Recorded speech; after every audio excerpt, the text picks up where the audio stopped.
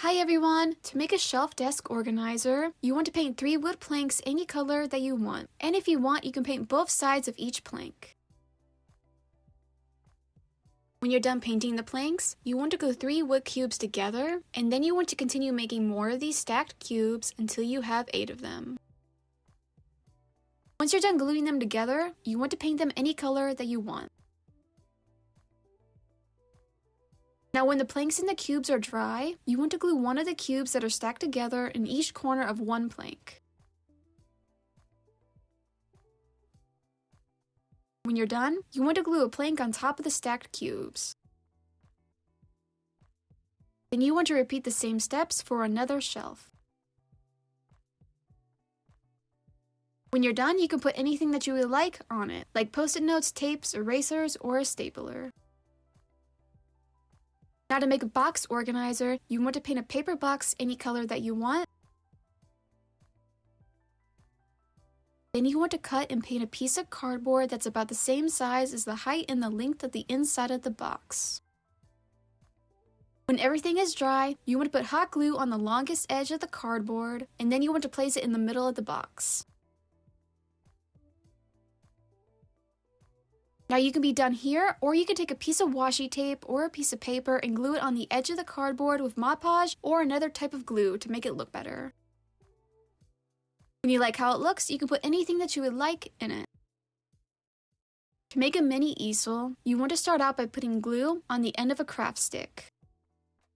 Then you want to place the end of another craft stick on the glue, and you want to make a triangle shape with these 2 sticks. The next thing you want to do is that you want to put glue and a 3rd craft stick on its side, at about 1 inch or less from the ends of the open part of the triangle. Now once the glue is dry, you want to put glue on the end where you glue the first 2 craft sticks, and then you want to place the end of a 4th craft stick at an angle in the glue so it can stand. Then if you want, you can leave it like this, or you can take some tiny flowers and glue them on the edges, but you need to make sure the flowers are not in the way of whatever you would like to put on this. When you like how this looks, you can place a stack of post-it notes or something else on it.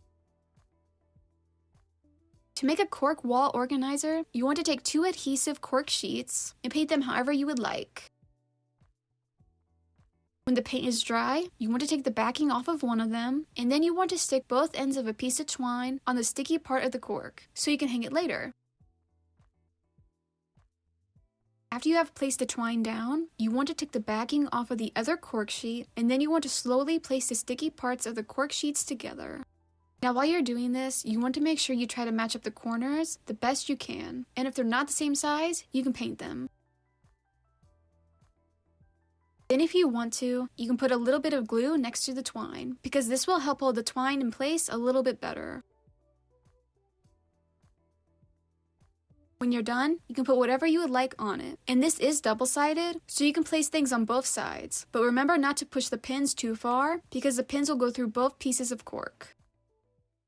That's how you make these Dollar Tree organization ideas. In the comments down below, let me know what you think about these DIYs, and if you like this video, subscribe to see more DIYs. I'll see you in the next video. Bye!